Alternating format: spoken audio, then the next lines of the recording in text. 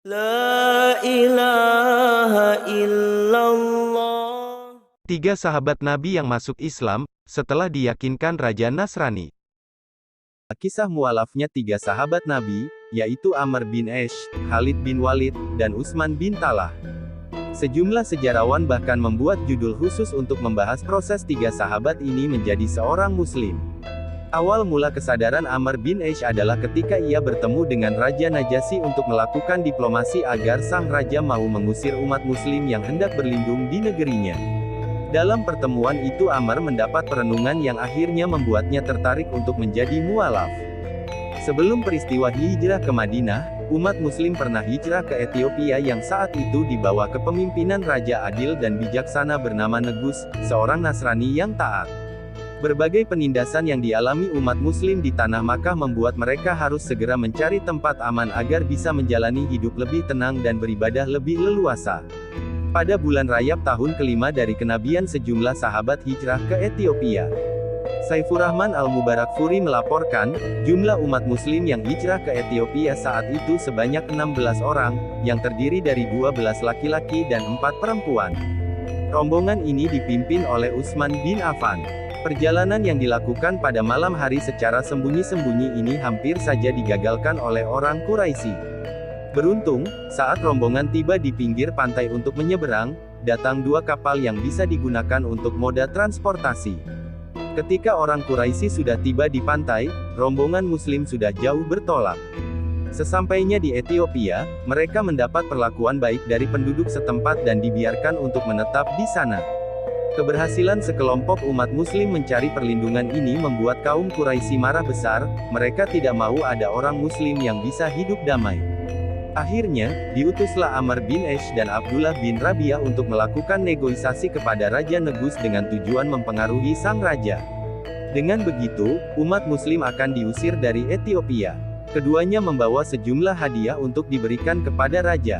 Sesampainya di istana, keduanya menemui sang raja dan berkata, "Wahai Tuan Raja, mereka orang Islam, yang datang ke negeri ini sebenarnya hanya orang-orang bodoh yang telah banyak melakukan keonaran di negeri sendiri. Mereka ke sini bukan untuk mengikuti agama Tuan, melainkan membawa agama baru yang mereka ciptakan sendiri. Kami diutus pimpinan kami untuk memberitahukan hal ini. Harapannya, Tuan bisa waspada dan mengusir mereka," rayu keduanya. Ternyata raja tidak percaya begitu saja atas ucapan kedua orang itu. Untuk mendapat informasi yang berimbang, raja mengundang perwakilan umat Muslim untuk menyampaikan fakta sebenarnya. Ditunjuklah Ja'far bin Abu Thalib untuk menjadi juru bicara umat Muslim. Saat raja bertanya status kelompoknya di Makkah, Ja'far menjawab begini, "Dulu kami adalah orang-orang jahiliyah yang menyembah berhala. Hingga kemudian Allah mengutus seorang nabi untuk membimbing kami ke jalan yang benar. Berhala-berhala itu akhirnya kami tinggalkan. Bersamaan dengan itu, kami juga diajari nilai-nilai moral kehidupan yang baik, meninggalkan ajaran-ajaran masa lalu yang bobrok." Raja Negus yang sudah mempelajari ciri-ciri kehadiran Nabi akhir zaman itu meyakini bahwa apa yang disampaikan Ja'far sebagai kebenaran. Sang raja kemudian meminta Ja'far membacakan sebagian ayat Al-Quran yang dibawa oleh Nabi. Ja'far kemudian membaca, Kaf Haya, Ain Sad. Seketika raja menangis dan membenarkan ajaran yang dibawa oleh Nabi yang disebut umat Muslim. Saifurrahman Al-Mubarakfuri, Ar-Rahikul Mahtum, 2013, halaman 92-95. Tidak hanya itu, saat raja juga meminta Ja'far untuk menjelaskan perihal Nabi Isa, Ja'far menjelaskan sesuai dengan pandangan agama Islam, yaitu Isa sebagai nabi sekaligus rasul, bukan Tuhan. Lagi-lagi, raja mengiyakan dan semakin memperkuat keberpihakannya kepada umat Muslim.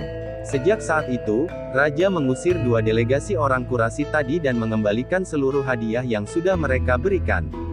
"Wahai Amr, celaka kamu. Patuhlah padaku dan ikuti Muhammad. Sungguh ia berada dalam kebenaran. Mereka yang menentangnya akan bernasib sama seperti Fir'aun ketika melawan Musa," kata sang raja. Peristiwa ini sangat terngiang di benak Amr dan membuatnya memeluk Islam, tapi masih ia sembunyikan status agamanya agar tidak diketahui orang Quraisy. Hingga pada tahun ke-8 bersama Khalid bin Walid dan Utsman bin Talha, menemui Rasulullah SAW untuk secara terang-terangan dibayat menjadi seorang Muslim, wallahu a'lam. Ibnul Atsir, Al-Kamil Fit Tarikh, Juz 2, halaman 109 sampai